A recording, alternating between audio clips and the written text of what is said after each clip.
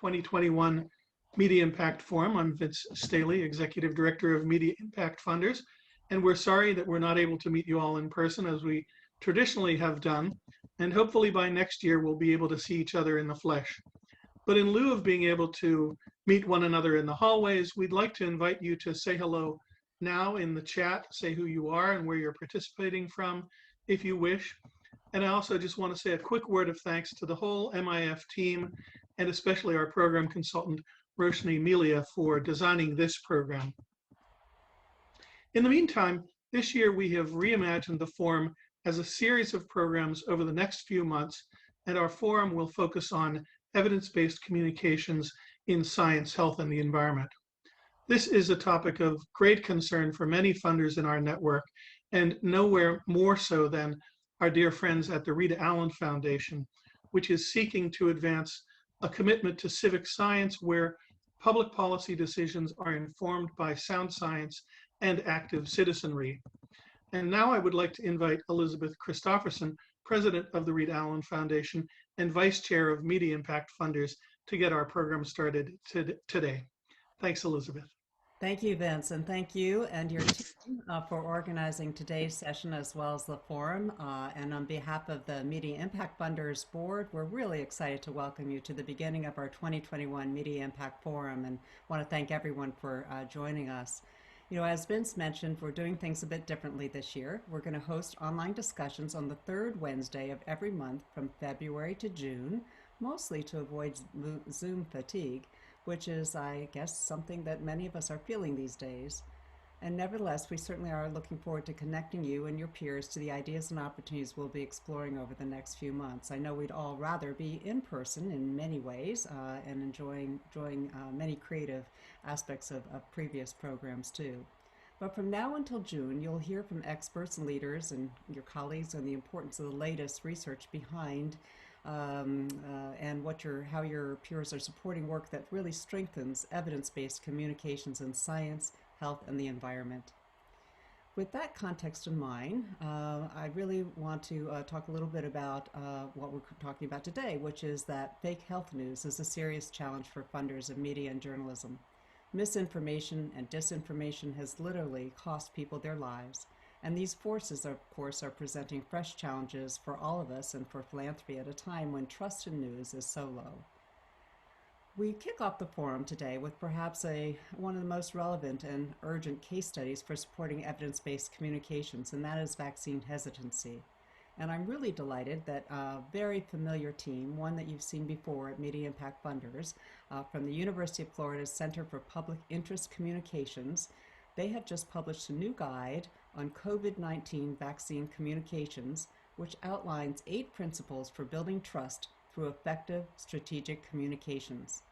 And I'd like you to join me in a warm welcome to Ann Cristiano, the Director of the Center for Public Interest Communications and one of the principal architects of the Frank Conference down in Gainesville, Jack Berry, a postdoctoral research associate, Matt Sheehan, Managing Director at the Center for Public Interest Communications, and Joy Mayer, Director of Trusting News, and they'll all be joining together to present the findings.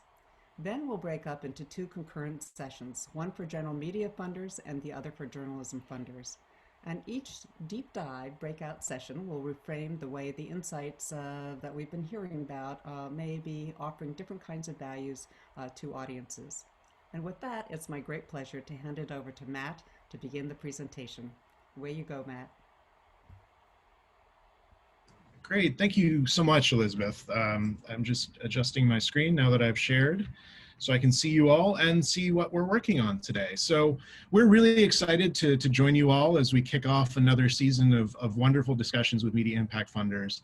As Elizabeth mentioned, we at the Center for Public Interest Communications have been doing a lot of work recently in this little pandemic thing that we're all dealing with. So, and trying to tie in what we can learn from research and behavioral cognitive, social sciences to the actual communication strategies that our communities so desperately need.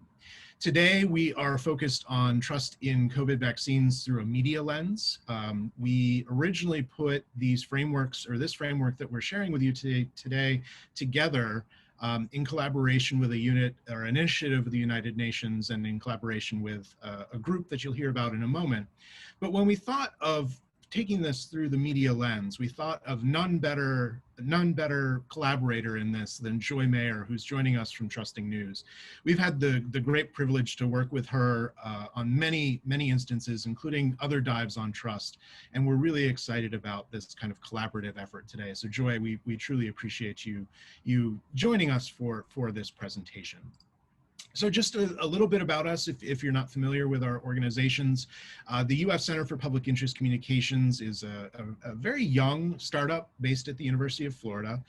We are building on the field of public interest communications, which was launched here at UF about 11 years ago. And we work with organizations across the globe on trying to apply these insights that we see from behavioral, cognitive, and social sciences in strong research-informed communication strategies.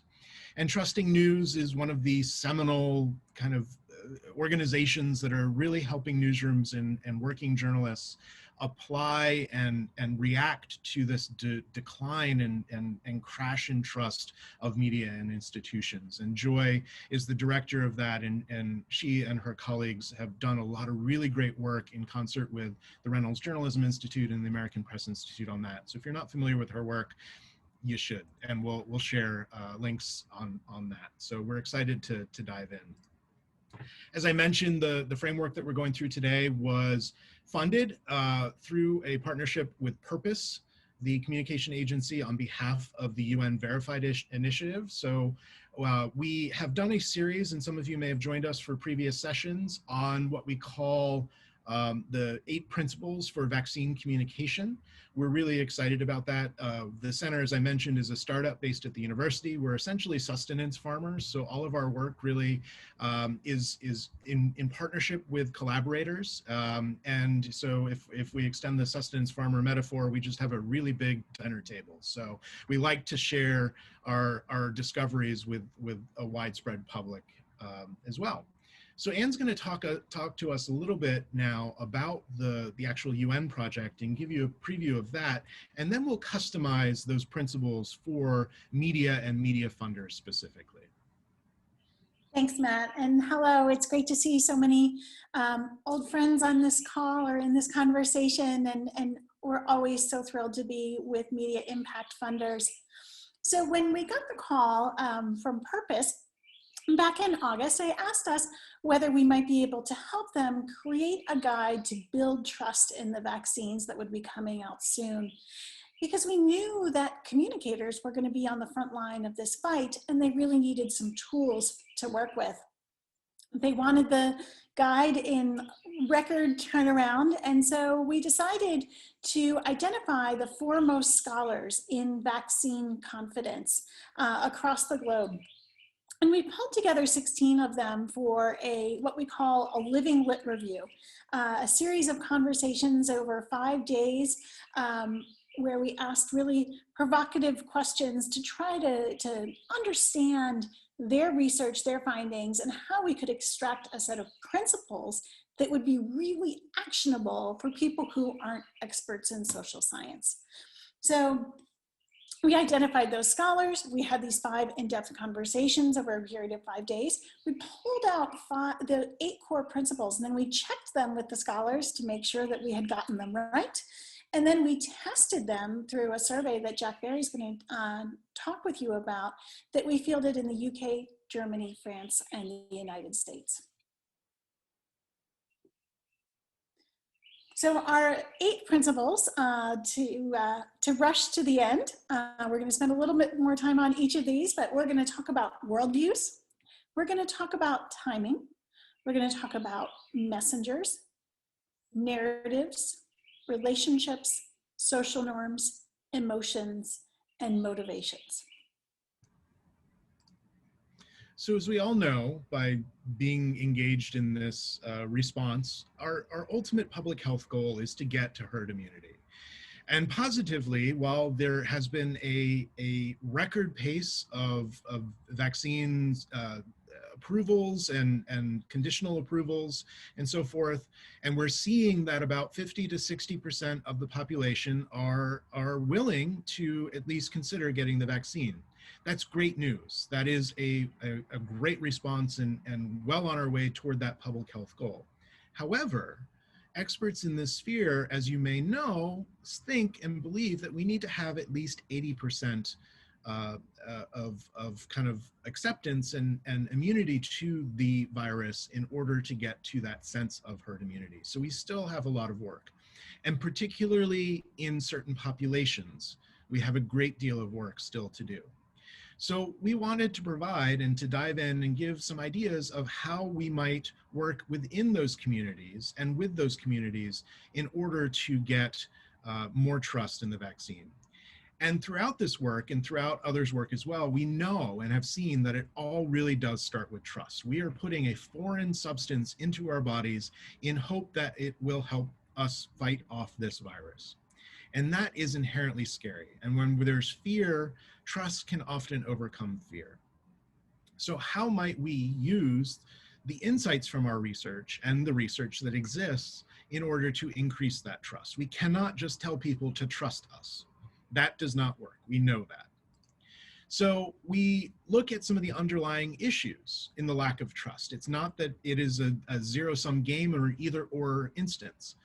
That trust can be diminished or not as strong when there's perceived inconsistency in messages that they're receiving, that there's a sense of false balance that's created between different perspectives on the vaccine and its uptake or uptake of vaccines, that people are exposed to the wrong messages, that the messages include a lot of abstraction. And abstraction is not just amorphousness, but abstraction can be a lack of translation for lay audiences. So when experts are communicating in expert terminology and language with lots of nuance that the mere mortal doesn't understand, that can lend to a sense of abstraction, which can be dangerous. A reliance on the incorrect messengers for the communities that we're trying to reach. There is no one-size-fits-all messenger. Or we are unfortunately exposed to poor timing. So we know all of this. These are the underlying principles. These are what we asked the public health officials and communicators and those working to get the uptake of the vaccine to know. We do know and acknowledge that it's not the media's job to convince people to take the vaccine. The media is a watchdog, and that role is very important in our society. But we need to know and have a better understanding of how we act and how we affect and how we present information can have some adverse effects that we do not intend as the media based on how people perceive the information that we do. And we also know, and this is the big one, and if you walked by any of us from the Center of Public Interest Communications slowly, you know this, that just sharing information is not enough. The information deficit model does not exist. It is a unicorn, it is beautiful, it is majestic, and it is pathologically mythical. So we need to know and do a better job of conveying that information. So today, for you, we have 8 principles for media. And the first one that we're going to go through today is the fact that we need to do a better job as the media understanding our community's worldviews, identities, and moral values, and how that truly affects what our communities find credible. So our beliefs and our understandings and our input and acceptance of information is all run through these three lenses of our identities, our moral values, and our worldviews. And they're our beliefs which affect the information that we're truly willing to accept as true and will help guide our response to that. We're influenced by people within our networks, the communities that we belong to, through these three prisms. And this may sound familiar to you because it is informed by a wide range of research areas, but most famously probably Daniel Kahneman and his book of Thinking Fast and Slow. He and his research partner, social psychologist Amos Tversky, really popularized this concept that people often use mental shortcuts or intuitive thinking versus kind of the rational or logical thinking that we'd love to impose, to think that people have to navigate our world. So we take cues from messages and messengers to help us kind of quickly assess the information that's coming in. And it's really in contrast to how I think a lot of journalism experts and journalists approach the world by a more cognitive, slower, analytical analysis of things. So we need to be aware of that. So we're going to define some of those three areas real quick and then move forward with some recommendations. So worldviews are kind of the collection of beliefs that we each have about the world around us. We each have different worldviews that kind of guide how we think and respond to the world, how we think the world works, and how we act in response to kind of some of the social and environmental cues and issues that we're faced. Worldviews exist along a continuum. There isn't one or other. They're intersectional. And we fall on different points depending on kind of what our social cues are, what groups we're with, or what's happening to us at that time. But it's a good idea to kind of have an idea of what the worldview of the community that we're trying to reach is when designing information for that community.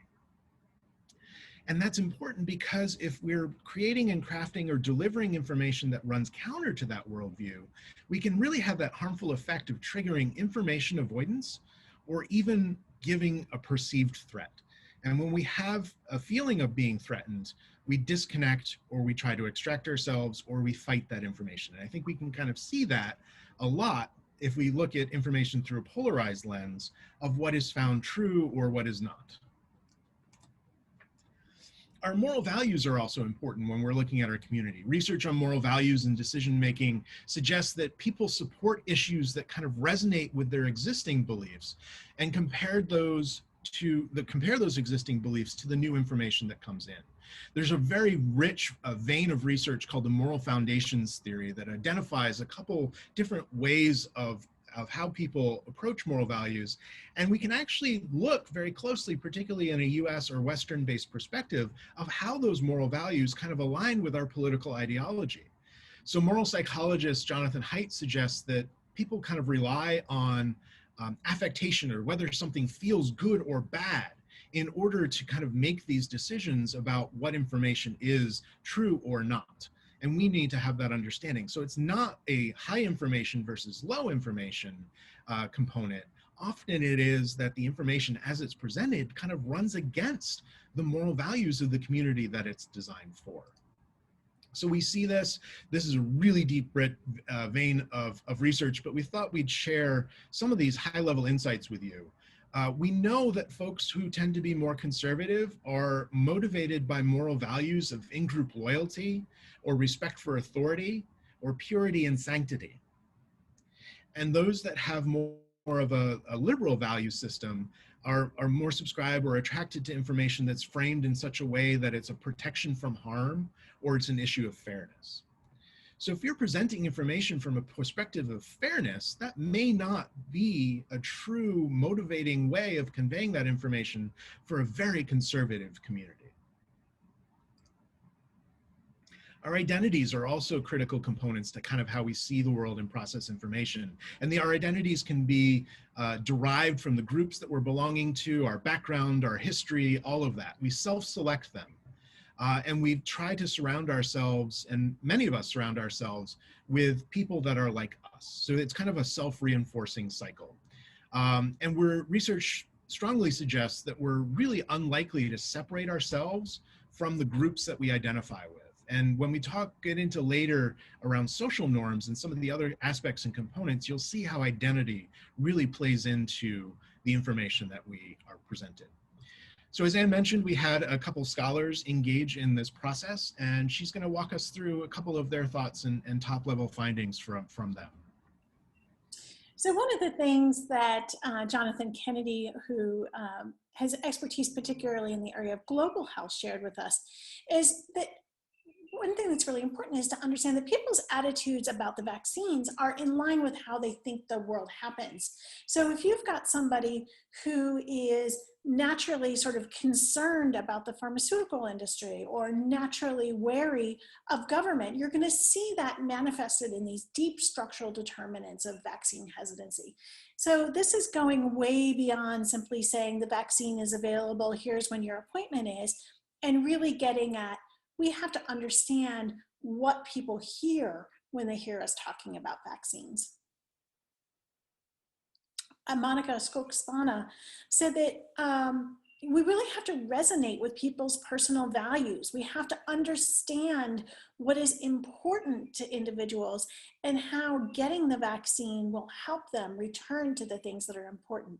It is also true that I think we can agree that collectively there has been this feeling of helplessness over the past year and a half as we've dealt with COVID and watched the toll that it's taken on people that we love.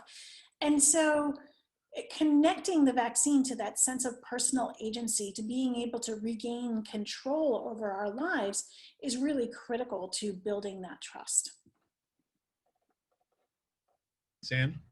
So as Anne mentioned, our research associate, Dr. Jack Berry, conducted a survey that went through 4 different countries that kind of informed this work. And we've pulled some insights from that survey that we've layered in throughout the presentation that Jack will share with us now. Hey everybody, yeah, as Matt mentioned, the survey we did with the UK, France, Germany, and the US with 1,600 people as a representative sample. And we were really checking as much as we could of the guide to see if the principles held up and what was true, there wasn't much evidence for.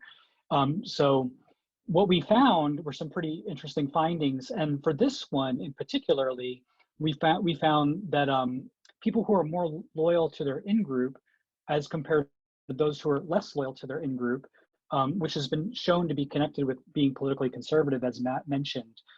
So as you look at these charts, we saw insights in different ways along this measure, but these charts in particular show that people who are more loyal to their in-group were more likely to see need for a mandatory vaccine versus those who were less loyal, wanted more freedom or did not want the vaccine to be mandatory.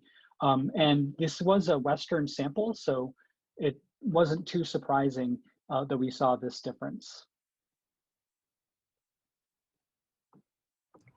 Thanks, Jack.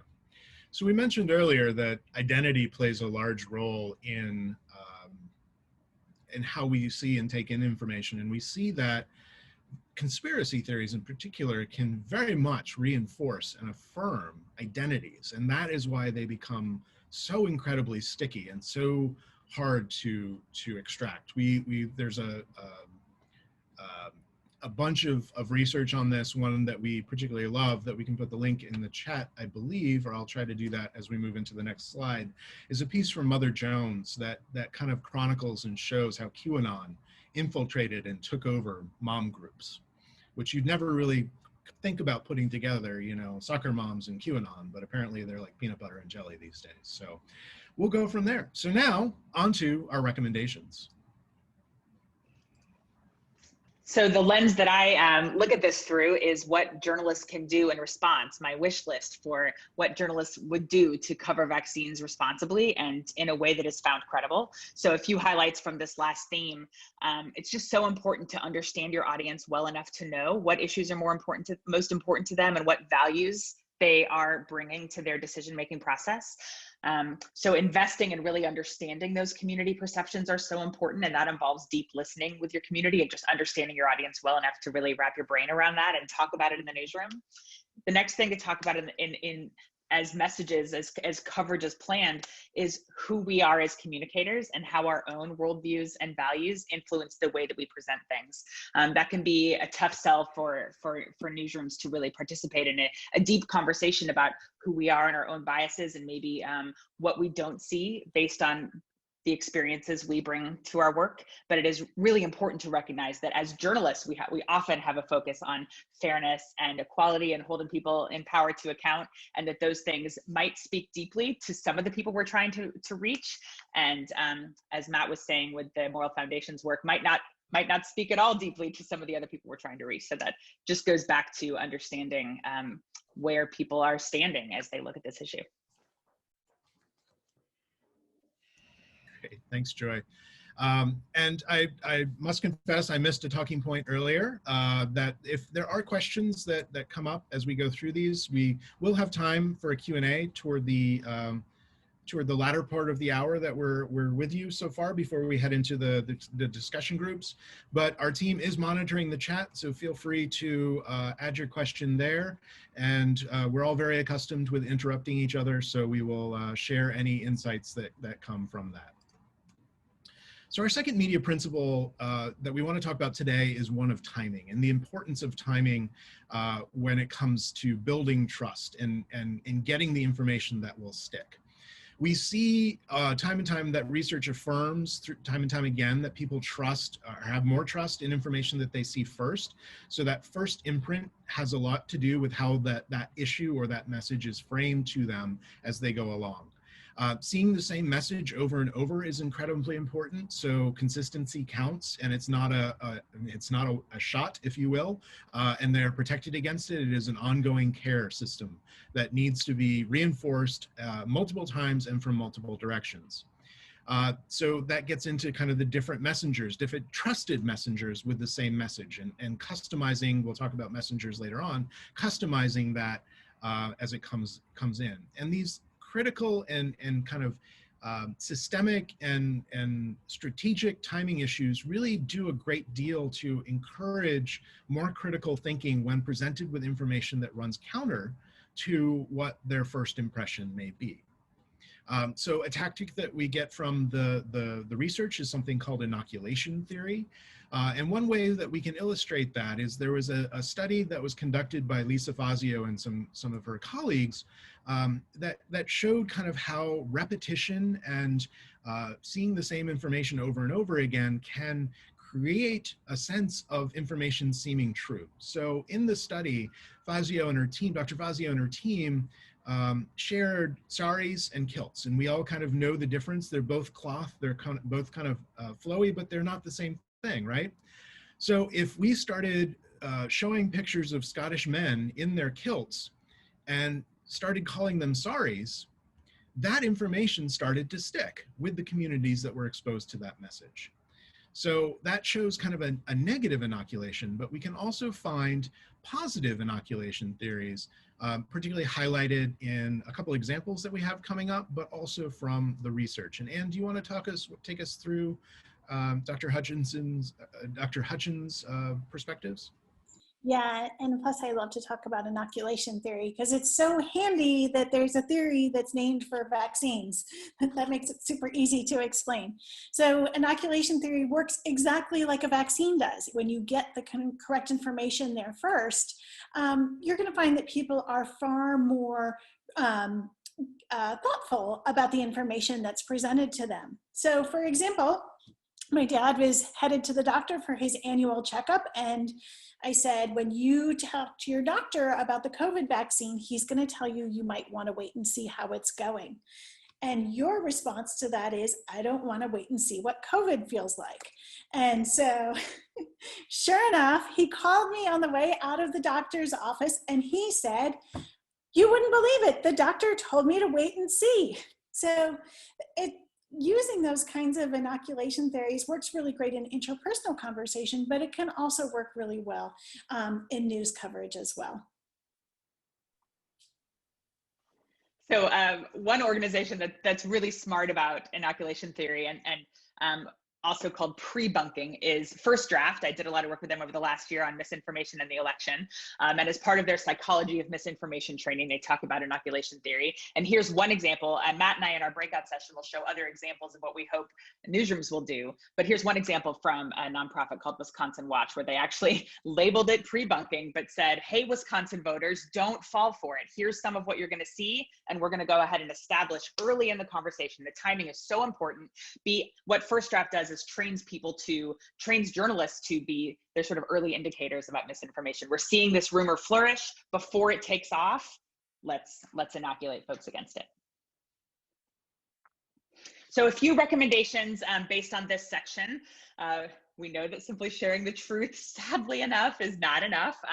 Correcting the record, being on the record with corrections, with identifying misassumptions, and being an answer to Google searches when people have a question about something is so important.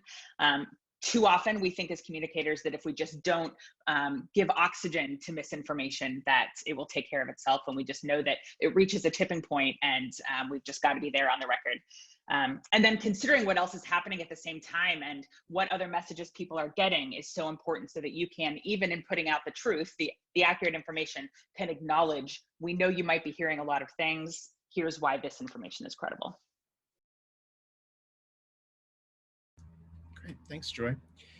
So the third principle that we are talking about today is who we choose as sources and who's included in our coverage and our storytelling is really critical to the credibility that people will find.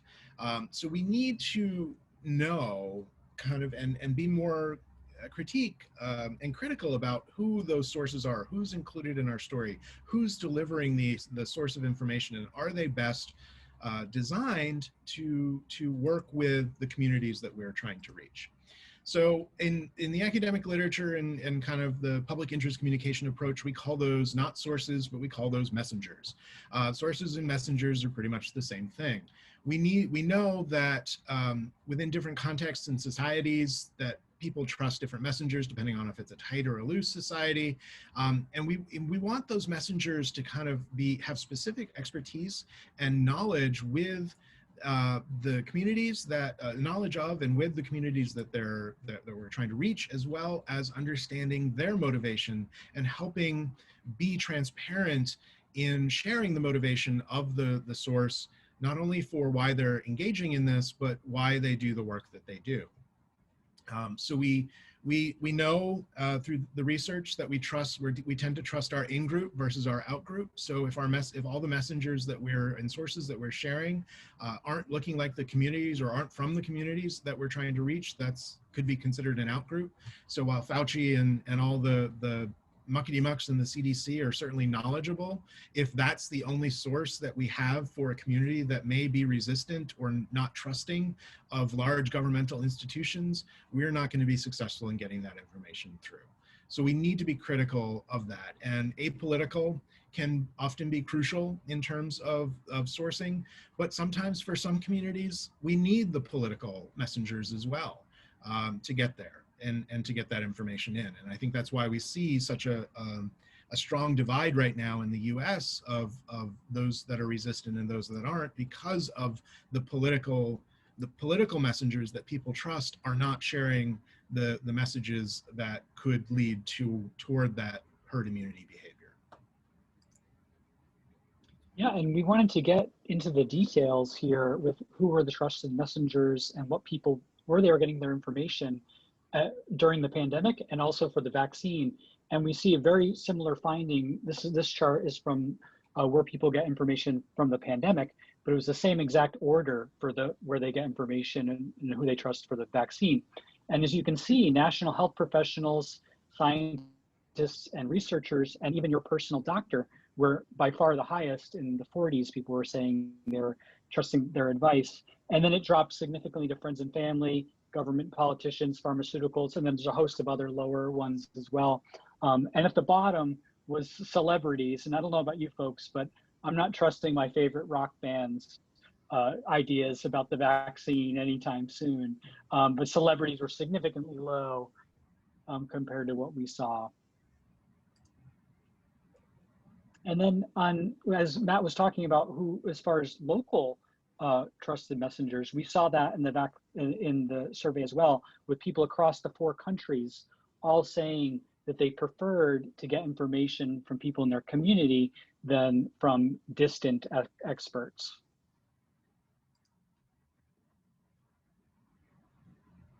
So one of the scholars who joined this project was Neil Lewis, who's a assistant professor at Cornell. And one of the things that he said, and I think this has been well documented, is that for Black Americans, for example, barbershops are a really good place to get health information. And so you have this trusted source where people share things with their barbers that they wouldn't share with other people.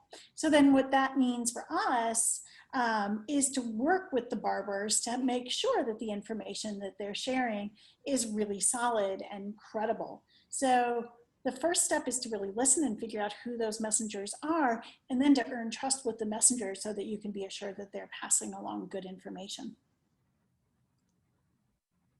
So these next recommendations really have to do, again, with understanding your community well enough to know who those messengers are, what sources they're citing, and what they believe. And that goes for both online and offline communities. It's the barbershop and it's the, subreddit group where people are exchanging information, but really giving the journalists and the communicators the bandwidth to spend time on that deep knowledge building about communities is so important.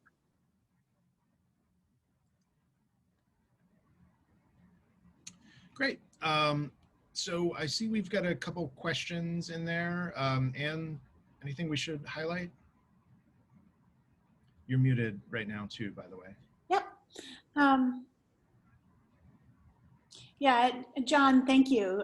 Great example, and I'd love to hear more about that during the Q&A. I'd love to hear you share that example a little bit more, because I think that that's a great example. Rich, yeah, this FOMO piece I think is real, and so I think it plays out in a couple of ways. One thing that we're seeing right now is that some people who might not necessarily have gotten the vaccine if they were farther back in line are kind of feeling like they won the lottery, that they got something that wasn't available to other people. So there's sort of a specialness to it. So that's kind of how the FOMO might be playing out in that sense.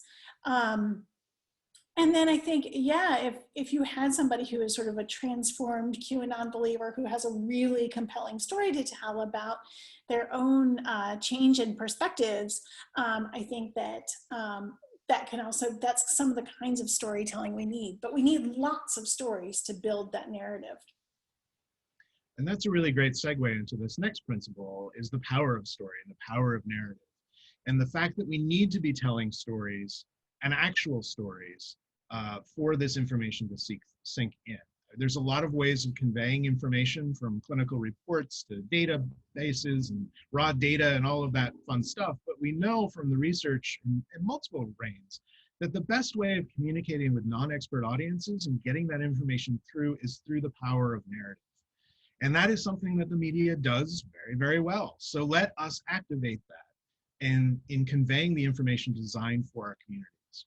So when we're developing those narratives, we need to make sure that we're using concrete and non-technical language which can generate ambiguity. When we do not understand something, acronyms and technical terms make our coverage and our stories less of a conveyance of information and more of a vocabulary test. And I don't know about you, although I did very well on vocabulary tests, much to my mother's chagrin, because I hated studying for them. Vocabulary tests are not fun, and we tend to disconnect and not want to engage. So we want to make sure that we're using concrete language or using metaphor as a way of conveying abstract terms into something that we know works. When we're faced with abstraction and we're not sure what meaning to make it, we put our own meaning into that information, which allows for our own biases to trickle in the interpretation of the information that we're presented. So speak in definitions, use definitions. Definitions versus terms and jargon help increase our shared understanding. As we mentioned, the narratives help make sense making, and by a story, it is a compelling and engaging way of breaking in. And you've got an example here. Yeah, so abstraction is one of those things that when we hear something that's really meaningful to somebody, that we hear them say something that is highly specific to them, like a piece of a piece of medical knowledge, like even the process for developing a vaccine. Like, we're in stage 3 of developing the vaccine. That term is incredibly meaningful to the person who is using it, but everybody else is like, I have no idea what that means. It is absolutely completely meaningless to me. And so we're imagining what that means. However, instead of saying we're in stage 3, saying this vaccine has now been tested on tens of thousands of people. It's been shown to be very highly effective with few side effects, then you're going to be much more tangible and help people increase their understanding of how vaccines are even developed. And I love this example from the Washington Post, which really fights, there are 4 different kinds of abstraction. One is that something feels far away, another is that it feels unlikely to happen, another that it's far in the future or far in the past. And so when we think of something that is abstract in that way, it doesn't have meaning to us. So the Washington Post took this on with this fantastic infographic. What if all the COVID-19 deaths in the United States had happened in your neighborhood? And when you enter your own zip code, when I entered mine, I found that my town would no longer exist. And so that takes something that is very abstract and makes it meaningful, and it makes it really feel as though it's happening to you, even if you haven't had the misfortune of dealing with any of the frontline effects of having COVID or losing somebody that you love. And we saw evidence for this strongly in the survey, where vast majorities, 87% in fact, agreed or strongly agreed that they'd want more available information about how many people were taking the vaccine in their country. And then relatedly, we also saw a strong majority wanting and saying that vaccines were effective, including some who to save lives, and including some who were vaccine hesitant, which I'll talk more about later. So to distill those again into really concrete suggestions, overcoming the abstractions with concrete messages that that bring you right down into local threats, local timeliness, possible harm to people like you is so important. Including consistent information that even as situations around you change, we know that the process, show what was expected and what is known about how vaccines are developed and deployed and that sort of thing. Build a narrative, situate facts within stories of individual people and how they're interacting with the information, and then using definitions and details rather than acronyms and jargon that will turn people off.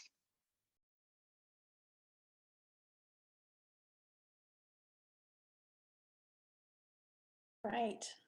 Our next principle is the importance of recognizing that communities have really different relationships with vaccination. And so as we think about this, this isn't just about, of course, Tuskegee is often cited as a illuminating example of, particularly as it relates to Black communities and their hesitance around taking the vaccine, but it runs much deeper and it's much more present. This is something that people deal with every day today. And so we also see that this manifests itself in terms of cultural differences. For example, loose versus tight societies. In a tight society, you're not going to see a lot of tolerance for variance in terms of behaviors. Everybody's going to be pretty much expected to act in the same way and make very similar choices. So the military might be a great example of a tight society, whereas a loose society would be one that tolerates sort of a do what you want, choose what you might mindset. So for example, the attendees of Woodstock, for example, that's a very loose society with wide tolerance for variation in terms of choices and behaviors. So recognizing which of those you're working within is really critical, because they're going to have different feelings toward authority. And that can also, one of the things that's really important to be mindful of here is that there is that perception of politicization, that we see political figures talking about the vaccine, and then that becomes associated with a particular identity. So we want to be really careful about how we do that and really focus on cultural touch points instead. It's also important to recognize that there are differences in how different cultures see metaphors and other factors. It's also true that you could dismiss a group's hesitancy as being simply uninformed, but if you really listen, you might find that a community had specific concerns that were easily addressed. So for example, Emily Brunson, one of the scholars participating in our project, said that when she was working with the Somali community, they had deep concerns about whether vaccines were halal or not, something that she was able to address and then gain trust. So understanding that means being deeply immersed enough in the information climate you cover to understand whether your community is tight or loose, to take into account the relationship people in that community have with authority, and to suss out those really valid reasons or understandable reasons that people might have to be fearful, not to condescend to them, not to talk down to them, which is how a lot of people feel about messages in the news, but instead to respectfully ease their minds or address their concerns. Our sixth principle that we're going to talk about today is the fact that the stories that we tell, the stories that we share, can inadvertently help create and even change some of the social norms that are occurring. And social norms and social norm theory is really a fascinating area of research. We talked earlier about how our identities, worldviews, and values can kind of affect things, and the social norms really tie into that. The norms are basically how we perceive others of behaving. And when we want to belong to a community, we behave like others that we see. And it is that perception of what others are doing that often drive the norm. It may not be actually what others are doing. And this is something that, as a journalist, I struggle with sometimes, because the norms are formed by what we observe, what we perceive, and the stories that we hear about behaviors that are occurring. And if you think about that, and think about one of the fundamental values of journalism and journalists highlights moments of exception. So as we are doing this, as we are getting into this world, we need to be cognizant as media creators of what we choose to highlight and what effect that could have. So for instance, there were headlines in the last week about the 4 individuals in Oregon who, maybe that was the previous week, I don't know, time has lost all meaning these days to me. But 4 individuals in Oregon, recontracted the coronavirus and were experiencing symptoms after receiving the vaccine. So by doing that, of the million or the hundreds of thousands of vaccines that have been given, only 4 times has this happened. But yet now there's a perception out there among some communities, well, the vaccine's pointless because I'm just going to get corona. So by highlighting those moments of exception and only referencing them, or highlighting those moments of exception in isolation, asking or expecting our communities to track all of the information along the continuum as we have as dedicated journalists and editors, and not kind of putting that information in context, can actually create a harmful social norm. Because remember, social norms are not actually what people are doing, but it is our perception of what people are doing. And media goes a long way. Media, in fact, is one of the 6 spheres of influence. We're not doing that today, but we can do a whole lecture on the 6 spheres of influence. We'll be happy to arrange that in the future if you would like to come to our TED Talk. We will move forward on that. So social norms are important. It's important for us as journalists to understand how our coverage affects those social norms. We as individuals are really bad at judging what other people are doing. So it's important to kind of keep on that and what reinforces kind of what it is. We see social norming in effect here, where Fauci is talking to Steph Curry. Curry is a trusted messenger. He's a thought leader in particular communities. So that's a really great example of making those connections and getting that information customized to the communities we're trying to reach. And speaking to Matt's point, our survey, we saw the strength of social norms throughout many of the questions we asked. And this one in particular, we asked whether people would think a vaccine should be mandatory. And majorities across the 4 countries all said, no, it should be more of a personal choice. And this is not surprising because these are 4 Western countries. We would love to expand this to other parts of the world where we expect to see different effects due to different social norms. So solutions journalism is such a powerful model to think about this through, highlighting what's working, not just the problems. Keeping things local, highlighting people in the communities you cover to really bring home the real experiences of real people, not just abstract people across the globe or across the country.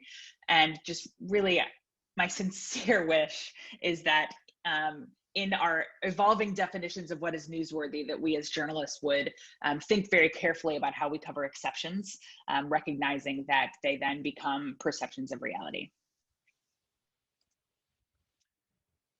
So I believe this is the last principle we're going to cover today, and then we'll go into Q&A before we move to the discussion groups around two, is we want to make sure that we're evoking the right and the correct emotion. And Anne, I'm sorry, we do have one more. I jumped ahead. So do you want to take this? Always, it's my favorite thing to talk about.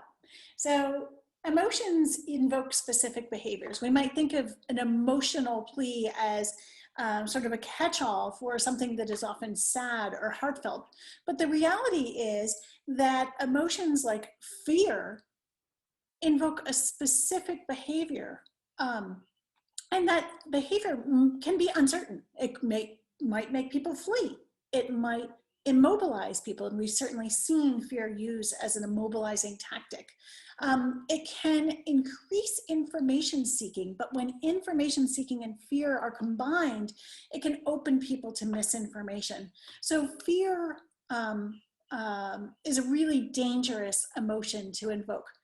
So is shame. Shame gets people to hide. And that's one of the things that Neil Lewis talked about, is that people don't want to feel shame. So they may say, oh, I'm sure I don't need the vaccine because I've already had COVID, or I already got the vaccine, because they don't want to feel ashamed of not having gotten it. So it's more effective to use emotions like hope and pride and awe and even parental love as a way of inspiring people to actually get the vaccine. And Ellen Peters talked about this. Fear can be immediate, but it can be counter-argued. But nobody can argue with parental love. And we saw this loud and clear in the data. This, I think, is my favorite chart of our whole presentation, because we asked whether people thought vaccines were the best chance to end the pandemic, and vast majority said yes, almost 90%. However, this chart is of vaccine hesitant people. People were saying, I'm not ready to take it, or I'm not going to take it. Yet still 41% of them still said vaccines were our best chance of ending the pandemic, indicating that a hopeful message was a very powerful one. And another message we tested around emotions was seeing strong regret, effects for regret, such as we asked, would you feel regret if you chose not to get your child vaccinated and they became ill? And we saw vast majorities said they would feel regret if that had happened. So again, the power of emotions is very, very real. So avoiding shaming people, I think we can do that easily, but accidentally as journalists, in the way that we frame stories, focusing on the positive reasons people might have for choosing to vaccinate their family. And then again, just being not dismissive, but instead respectful as you report on hesitancy. Great. So now our final principle, because I've been monologuing and losing track of time here, is the fact that we need to be cognizant, that we need to be transparent about the motivations, not only our own as content creators and journalists and media, but that of the people that we highlight in our coverage. That people ascribe motivations that may not be true when faced with information that kind of runs counter to their identities, worldviews, and values. And it's really easy not to see the perspective of someone that goes in. So we need to be transparent. We need to make sure that not only we as a media organization are transparent, and this is why, you know, Joy is such an asset to this world, because she's made it dead simple for organizations to really engage in some of those tactics of including and adding transparency. But we also need to help our sources be transparent too. We do, as some of you may know, some work with the Bill and Melinda Gates Foundation, and some of the stories and reasons for Bill and Melinda being involved in vaccine work by microchipping everyone is patently false, but is very sticky because their true motivations may not be clear to all communities. So we also know that people who are scared tend to seek out information.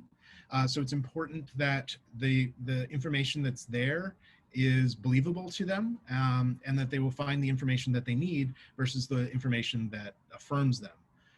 And we, again, need to be very transparent in why we're doing what we're doing. So core to the work that my team and I do is explaining to people the role of journalism, what we're here to do and what we're not here to do, and making sure that if people have assumptions about us, that we're present with a counter narrative. If people assume that we're here to further a political agenda or help get those microchips inside humans or whatever it is people think we do, will they find our counter narrative? Will they understand our answers? So being on the record as saying, here's what our goal is as journalists. We're not trying to tell you your family needs the vaccine. We are not trying to tell you who to vote for, no matter what the topic is. We're not here to tell you what team to cheer for.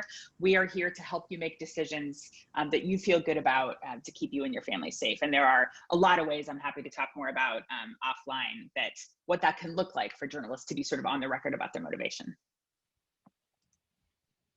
So we've quickly covered these 8 principles. We'll be glad to dive in more offline or individually. All of our emails and contact information we'll share here in the chat. And we've got some more time for those who are willing to join our discussion groups as well.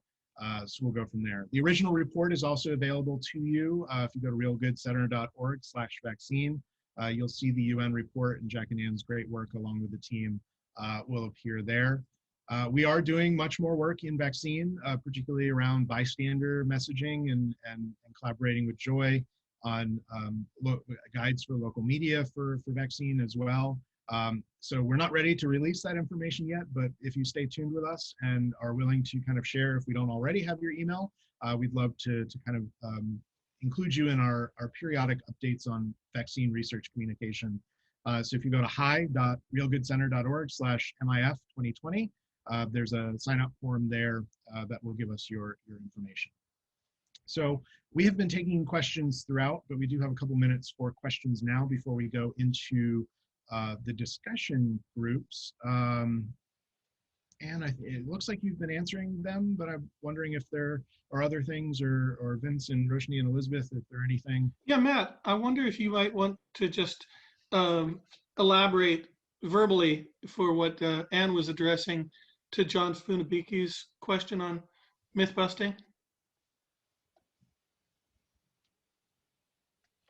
And did you want to take that, or? Sure. It's such a good question, and I think that one of the things that if you take nothing else away from this conversation, that's really important to be mindful of is that people will do nearly anything to retain their positive sense of self. And so if you want to tell them that they're wrong, nobody wants to hear that. Nobody wants to hear that they're wrong. And so if you can instead find a way to affirm their sense of self as a smart, discerning, critical thinker, you can begin to ask them questions that help them understand for themselves why the information that they've shared may not be credible. Now that works really, really well interpersonally. How do you scale that? Because sadly, we can't all go into the communities and wander the streets and call out for people's various theories about vaccines, right? Would that we could, but we can't. So in terms of scaling it, we've seen some really interesting work from Kathleen Hall Jamieson. She's working to develop infodemiologists that are joining online communities to listen, to really listen to where these kinds of ideas are coming from and addressing the kernel that is the affirmation that people are looking for, and then connecting them with correct information that continues to affirm their sense of self while also correcting where they may have gotten something wrong. So I think that's a really promising approach. We're also seeing some really interesting work, a partnership between Google and World Health Organization that we got to learn about yesterday, that's connecting Google ads to great sources of information at the World Health Organization. So people are clicking through when people ask, is there a microchip in the vaccine? They can click through to reliable and good information at the top of the page. So also another really useful and important strategy. I have a feeling that Joy's got a really good answer to this too. Well, we talk a lot about affective trust and cognitive trust being facts, facts, facts. Here's why this information is trustworthy, and journalists would just love it, love, love, love it. If throwing more facts at people were always the answer, but that motivation piece is so important. What the affective trust is, do I believe in the integrity of this messenger or this source? Do I think that we're on the same team and that you have my best interests at heart? And people, more facts don't work unless there is a level of trust in the brand or the person or the message to begin with. So Matt, before you take us to our breakout opportunity rooms, I just wanted to offer a quick observation about today's program and where it fits in Media Impact Funders, our forum programming. This really builds, interestingly, the first program in this year's forum very much builds on the last program in last year's forum, which thankfully the University of Florida team also helped us pull together lessons from research. And I would really urge people, if they want to go deeper on some of these sort of research ideas of how to advance good communications rooted in the research and theory, go back to the last session of last year's forum. And it's also, this session, a great foundation for the next program that we have a month from now, March 17th, where we're going to hear from both the Ad Council at the very large scale and the Colorado Health Foundation talking about their work at the state and local level as well. So these things are all connected. It's an ongoing discussion. And I know we might lose a few people in the transition, so I wanted to put that out there before we go to the breakouts. Great. Thank you, Vince. And thank you all for following along and popping questions in the chat. We now have an opportunity to dive a little bit deeper in some of these areas. We've got two opportunities for a quick 20-25 minute conversation. I wonder if anybody from the first group would like to report out a quick observation or two. We have just a couple minutes here, but happy to surface any quick thoughts that anyone shared there.